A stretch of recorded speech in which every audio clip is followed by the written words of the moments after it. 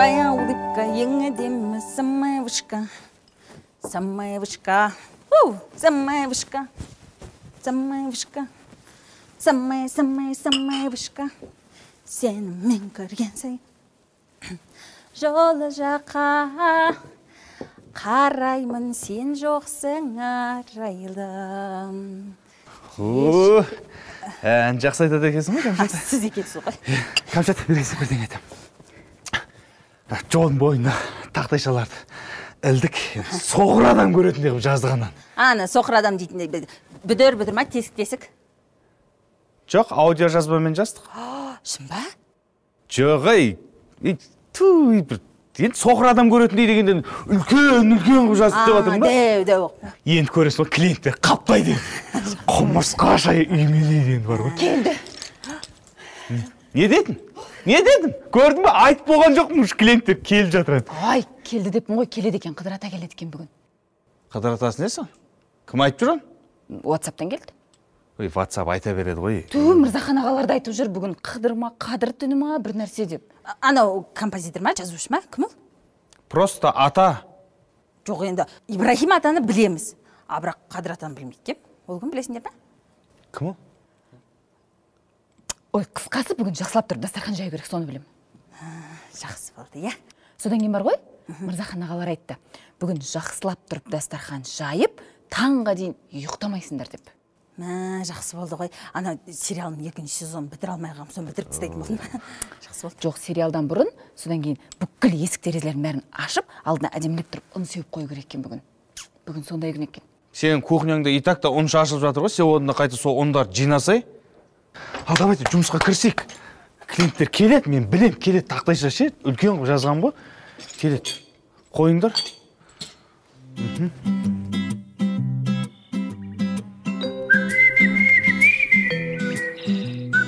Бәрі қайда кеткен алтына?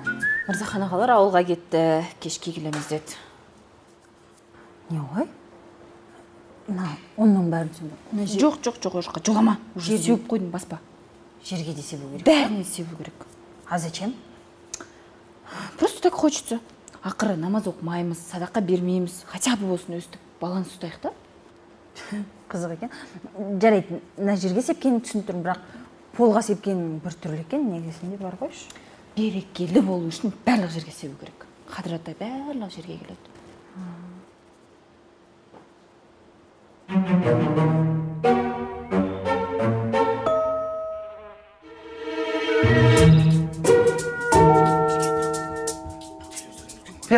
Жиналдар. Мына жаққа тұрыңдар. Келсеңдер, Кәмшат апа, тұрсыңдар. Мына жаққа тұрыңдар. Өлі қызық болып отыр. Тұрыңдар. Жөнеп тұрсай тұрыңдар ме? Сендер тұрсайшы мына жерге. Не білей? Бәрің айтып тұр, тұрсыңдар жөнеп. Кімдер келеді анау? Жігіттерге бар деді келеді. Жігіттерге бар деді апа. Телевизордегі. Сынығында иненің. Иненің сынығында аяқбалдар екен ғой. Ой, әнін айтып тұрмын мен, сынығында иненің аяқ деген емес. Сынығына иненің деген әнді айтатын. Жігіттерге бар деді деп тұрмын. Жабырқаулы күйдім, сені сонша сүйгенім жазығым. Қойшы, жапшаудың, жапсай. Қойсай дейм саған. Қойшы дейм. Адам, оригинал айтатын адамдар кеп тұрғанда, сен тыңдап тұрайын осы жерде. Лай, әнші көрмегендей, жыртың езіп, біреуін кіріп, біреуін шықпаңдар. Сосын суретке түсейік деп жабыса беріңдерші мақма? Суретке түспеңдер ең бастысы. Түспеңдер суретке. Сол саған қатысты, сен істейсің соны бар ғой, Міне ғана бір шығып. Ондай болмасын, жыртыңдамай түрдесін. Күнде мына жерге бір әнші кеп, әншіден шаршап жүрген адам құсап жүріңдер. Мына жерде тып-тыныш болсын. Түсіндер ма? Шыбынның ызыңы болмасын, шыбынның ызыңы. Тып-тыныш болып тұрсын.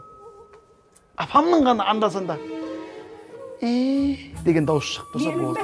Сол даусыңыз сізге рұқсат, әдемі бол.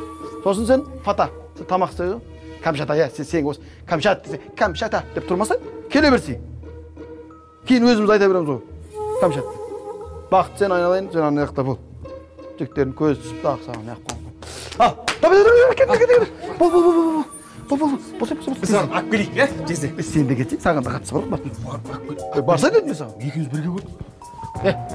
Тап тыныш болсын мына жерде. Ет тоқтамасын.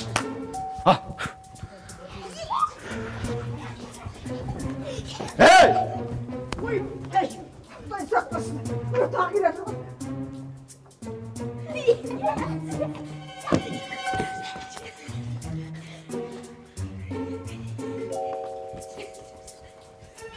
Тұрыңдар жөндеп сосын ше. Тұр. Суретке түсік демей, шуламай тыныш тұрыңдар, түсіндірмей. Адам ұятқа қалды. Кел жатырмын. Сынығындай иненің жабырқаулы күйдемін, сені сонша сүйгенім жазығым беді. Сынығындай... Бау енді, біз де осы қонақтарды өсіп күтіп аламыз. Жігіттер келеді дегенге, мыналарға жа бір ауыз айтқан едім осы, тұра қой дедім. Енді.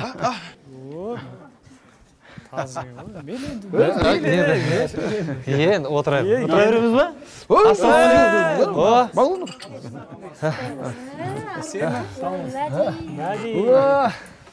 Мәди батыр.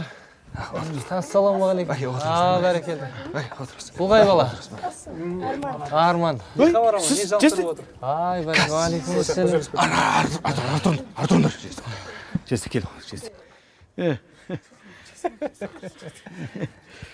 Болды еді бардар ақа бардар, кетсендер сен бар. Мыналарын біздің осы да. Өзім. Бастығынан қорқады.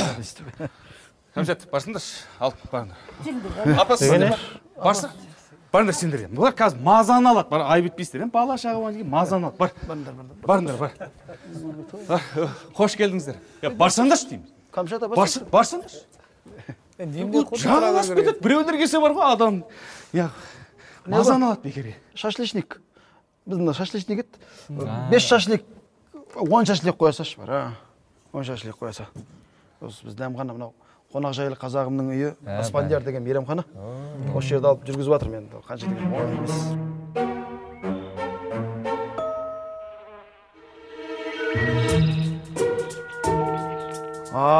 Жігіттер, ойырмай мынау я. Бұйыртты. Сіздермен де ауыз ашатын күн туды маған. Айда шүкір. Қабыл болсын. Ауыз ашуға асық деген уақыт келді. Бисмиллахиррахманиррахим деп қайсың? Бағлан өзің. Ал. Оға жаратқан, өзіңнің разылығың үшін таңның атысынан күннің батысына дейін ұстаған оразаларымызды қабыл ет. Амин. Қазақ еліне, жеріне амандық бер. Барша мұсылмандардың оразасын қабыл ет. Ораза күндерімізде мол сауаптан Алланың разылығын алатын жақсы игі амалдарымыз көп болсын. Оразаларыңыз қабыл болсын. Жақсы екен, ғимараттарыңыз, осыны көңілдеріңіз, жаңағы аспазшылар, даяшылар. Жаңа шашлычный жігіт жақсы екен. Пысық жігіт, өлтіреді шашлыкты. Бұл жерде өзім қоян. Алып жүргізіп. Ертеректе бұндай асханалық кәсіппен жоқ, еттен жүретім. Осыны істесем, негіз таксиспін ғой менен, таксовать етіп, ауылда жүріп. Такси қойып кеткен жоқсыз ба? Жоқ, мынау жұмыс жүріп кетсе қоям. Жүрмесе енді машина сатқан жоқпын, қойып қойдым енді. Енді ол таксиде елмен әңгімелесіп, араласып отыратын асханада да сондай ғой. Иә, жаңа сіздермен отырып алғанға ренжіп қалмаңдар енді, бір кішкене телевизордан көрініп тұр енді анау ел жұртпен кішкене тәжірибеңіз бар екеніне келіп жаңағыдай құрмет көрсетіп, дастархан жайып, бірден адамның іші бауырына кіріп кетіп. Тамақтан алып. Ал, жігіттер, тамақтан бұйырған екен. Жаңа шашлик баранина ма, говядина? Не ғой? Малдың етінен де кәдімгі 4 түлік мал. Қойдың етінен әкесі, қой қойын, қойдың етінен қой. Баранинадан әкелі беріңіз. Болыңыз енді. Барса еді, бұл шашлычникті ауыстырама деймін. Ауылға қуып жіберем ау деймін. Неге жақсы жігіт бұл? Я жақсы ғой енді. Ауылында жүрді, мынау бұл ризық. Жалпы осы қадір түнінің қасиеті қандай өзі? Енді мәке мынау иісі мұсылман адам баласы бұл қадір түн ерекше қадірлейді. Өйткені бұл күнді мынау жаратушы жаббар иеміздің өзі қадірлеп қойған екен да. Неге десеңіз, екі өмірдің жақсылығына, адам баласын екі өмірдің игілігіне жетсетін Құран түсе бастаған ай екен ғой. Бұл Рамазан деген. Түсініңіз ба? Яғни бұл несімен қадірлі? Бұл Құран түскендігімен қадірлі түн екен да. Яғни бұл түні осындай бүткіл мынау Алланың әмірімен барша Жебірейіл алейхиссалам періштеден бастап бүткіл жаңағы періштелердің бәрі жер бетіне түседі екен. Таң рауандағанға дейін деп айтады ғой мына Қадір сүресінде. Сонда бүткіл жаңағы адамдардың амалдарын жазып, таң атқанда қайтып Раббысына олар қайтады екен да. Және де бұл түнде мынау кімде-кім мысалы үшін осы күні бір жақсылық жасап, бір садақа беріңіз, я болмаса бір намаз оқыңыз, я болмаса зекет беріңіз осы түні. Мысалы үшін қандай бір жақсы амал істейсіз, сол амалыңыз 83 жыл 10 ай жасағанның сауабын беріп қойды екен Алла тағала. Қараңызшы. Ой, Құдайдың құдіреті. Бүгін сауапқа кенеліп жатыр. Бүгін бір сауапқа кенелетін түн. Неге десеңіз, қараңыз, ол 83 жылға жететін адам бар, жетпейтін адам бар мысалы үшін. Ол 83 жыл бойы сіз ондай амалдар істей аласыз ба, істей алмайсыз, оны да бір Алла білуші. Бірақ Алланың мейірімі шексіз, анау өзінің құлдарына деген. Сондай қараңыз, сіз осы күні бір қандай бір ізгі амал істесеңіз, сол амалыңыз 83 жылға сай келетін сауаптерді беріп қояды екен да. Алланың мейірімі ғой бұл деген мәке. Кішкентай кездерімізде енді бір сондай бір уақыттар болды ғой. Жаңағыдай бір жаңсақ пікірлер болды. Оны бір айналып келіп былай ырымдарға жатқызып жатты. Мына Қадір түні бір терезені ашып қою керек, есікті ашып қою керек. Соны сұрайын деп тұрмын сол. Қыдыр ата келеді. Қыдыр ата келмей ма? Қыдыр ата келеді, мынау тұз қойып қою керек, ұн қойып қою керек деп.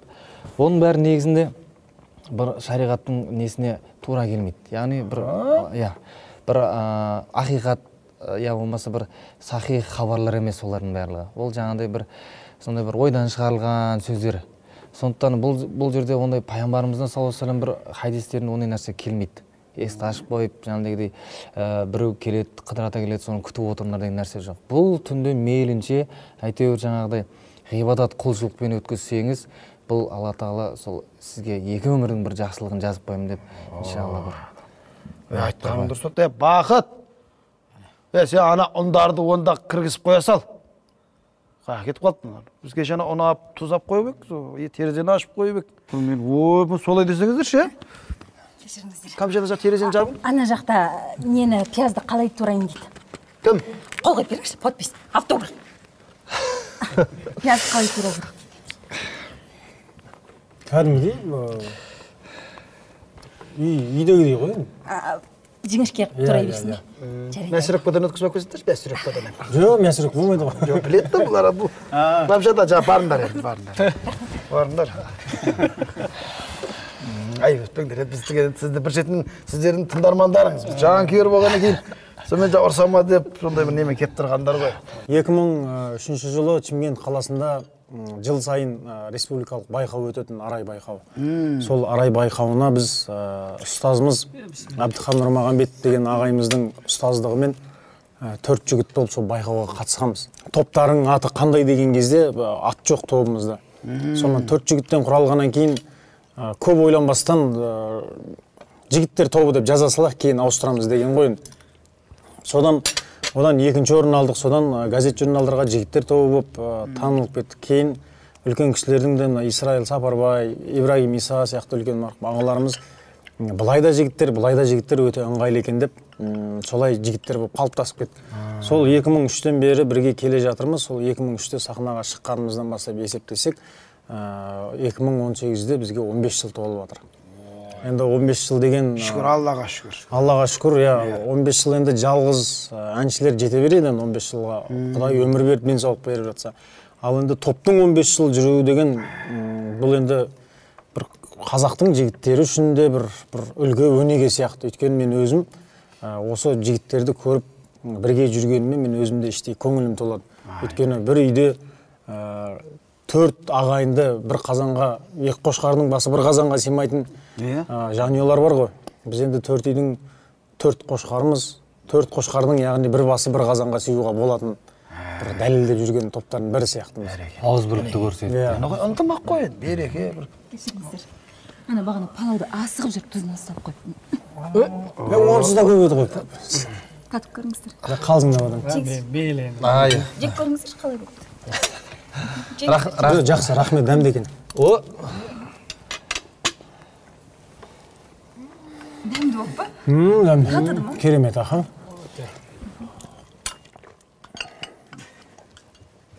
Рахмет айналайын. Сол енді Алла қаласа, әуелі сол жаратқан иеміз ғой, бізге осындай мүмкіндік берген, осындай ризық берген. Одан кейін осы қалың елдің тілеуі, қалың елдің батасы. Халық қаласа, ханға түйе сойғызады ғой, сондықтан біздің еркелеп жүргеніміз сол халықтың ықыласы, қошеметі.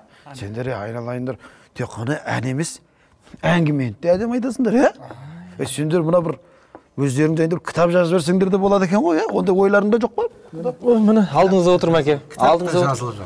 Бәсе, мына әңгімеден кейін кітап жазып жатсыз ба? Енді ақырын жаңа мен керемет жазушы емеспін. Бірде Фейсбукқа осы жігіттердің өткен бір қызықты күндерден бір естелік жазғам.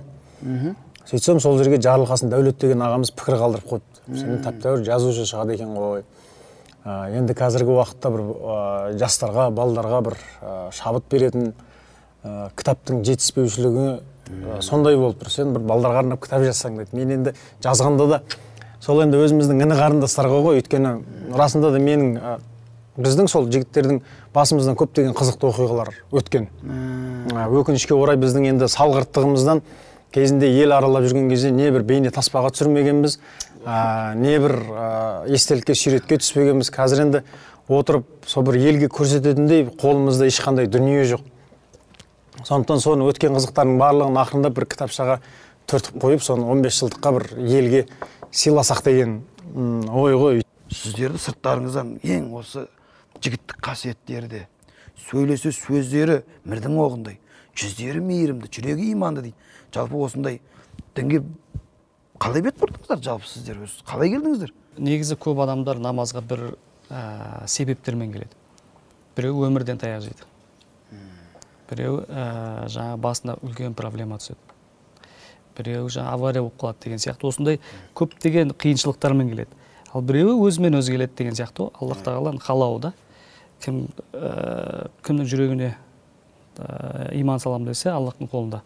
Сондықтан осындай біз Аллаға шүкір осындай ешқандай қиынсыз емес. Осының парыз екенін біліп, намаздың 5 уақыт оқу керек екенін біліп, аяқ астынан келдік. Аллаға шүкір. Алланың қалауы ғой енді бірінші. Одан кейін міне қазір балдардың бәрі намазда, оразада. Осы тұрғыда мынау Абай атамызға жүгінеміз ғой, Мәке. Абай атамыз айтады, ақылды адамға иман парыз дейді. Иманды адамға ғибадат парыз дейді. Қараңызшы, қалай жеткізген? Бір екі ауыз сөзбен жеткізіп қойғанда. Абылай ханнан бастап барлығы сол 5 уақыт намаздарын қаза қылмай, дұғаларын жасап, сол тәуелсіздікті аңсап, сол үшін күресті ғой. Кешегі алаш зиялыларының да әрекеттері сол қазақтың осындай еркін өмір сүріп, тәуелсіздігін алып еді.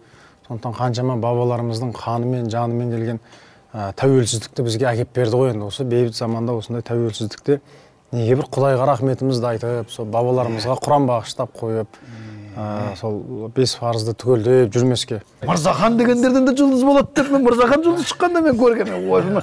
Мен Мырзаханды бізде болмайтын шығар деп жүрсем. Мырзахан дегендер бастық болады, немесе жұлдыз болады. Міне Мырзахан, айда бер Мырзахан. Енді уақытта болып қалды, шамның уақыты болды дегендей. Рұқсат етсеңіз, ары қарай жаңа тәлшілік бар. Намаз оқу алайық. Ой, болды, жолаушыны жолдан қалдырма дейді. Оқиық. Алла асқады алдық, денімізге саулық тілеуімізді қабыл етіп, мұратымызды асыл етіп, я Рахман, кең пейіл кетпес дәулет беріп, қазақ халқының ауыз бірлігін Аллахым сондай мықты етіп, Аллах елімізді алдыңғы қатарлы мемлекеттердің қатарынан болды нәсіп етіп, Мәкенің отбасында шаңырағын Аллахым тек жақсылыққа келуімізді нәсіп етіп. Жаңа шашлик не болды?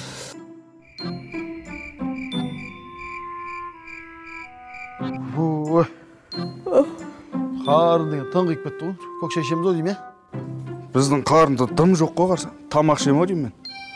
Тамақ ішме, маған көкше ішемін, көкшеден өтпей жүр. Маған нарын істеші. Мына жерді жинау керек, қойыңыздаршы. Камшатты жинайды. Камшат. Ол шаршап ұйықтап жатыр. Оятпай қойыңыздар жарайды, өзім жинай салам, қазір тамақ әкелген соң, Тез өпкеш. Құсыма. Дым жемедің мені? Шақырмадыңыз ғой өзіңіз қонақтарын отырып алдыңыз ғой. Таң қиып кетті. Отырып ап. Ямасақ. Камшат. Камшат.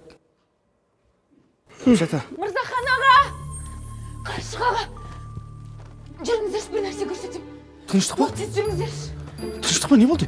Өрт шық міне. Тарахан ба? Жүріңіздерші, тез. Мынаны қараңыздар. Не Мына болған? жердің бәрі түгел із. Мынаның бәрі қараңыз, мына жақта да, мына жақта да, мына жердің. Қорқа бермей барса ана жаққа, Адам, неме? Көрсей бар. Не сонша... Не болды мынау? Не сонша итерес? Неме қорқыз? Көрсей. Қараңыздаршы, не із анау? Анау іздердің бәрі ана молодежный іздер ғой, ботинканың. Сонда ол нені білдіреді? Бұның бәрі сол терезені ашық тастап, жігіттердің аузына қарап отырғанда ұры түсті дегенді білдіреді. Мынаны кім шашып тастаған мына ұнды? Кім шашты мынаны? Айтты ғой енді Қадыр түннің ырымы, Қадыр ата келеді, береке болады деп, сосын кейін. Кім айтты? Кім айтып жүр оны саған? Обал ғой мынау, ойбай, обал ғой мынау. Ана жақта күріш жоқ, қант жоқ. Содан кейін етті қап-қабымен алып кеттім. Не қарап жүрсің? Не қарап жүрсің? Не қарап жүрсің? Сендерге сен тапсырдың ғой. Не қарап жүрсің? Ей, мен ғой бастық, мен ғой ұрсатын. Немеге айқайлап жатсың маған? Онда маған не ұрсайды сіздер? Ұрсай міне жаққа. Обалай, обалай. Бұл дұрыспаңыздар, тазасын жинап ала салам ғой, тазасын. Ойбай, мына. Тазасын бәрін жинап алам болды. Обалай. Бетім оны емес па?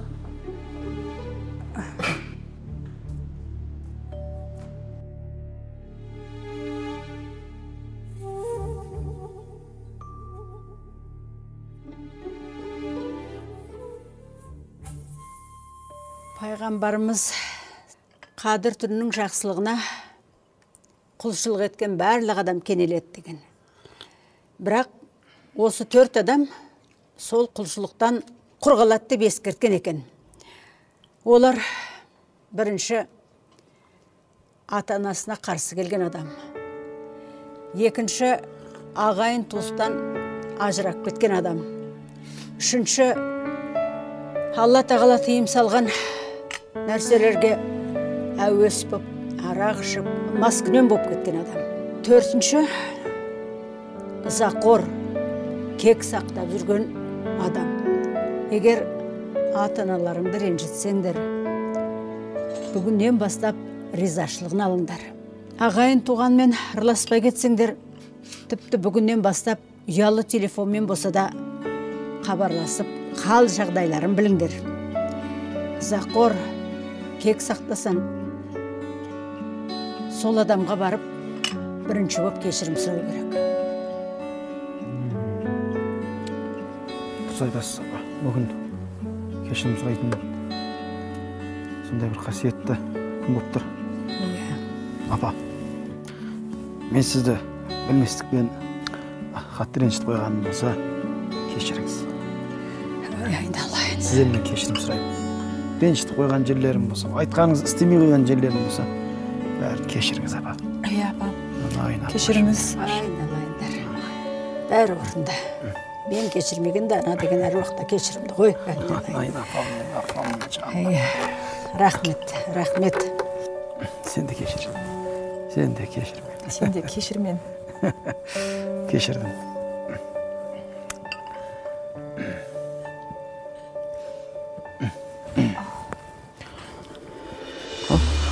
Дайынсың ба?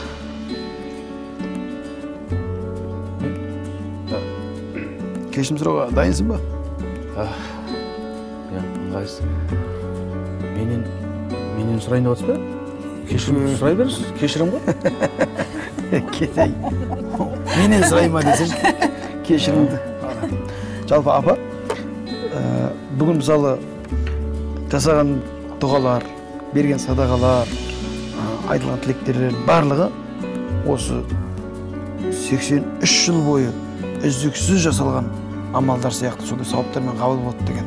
Рас па, негізі сондай? Бар ма? Тіпті одан да артық. Одан да артық па? Одан да артық.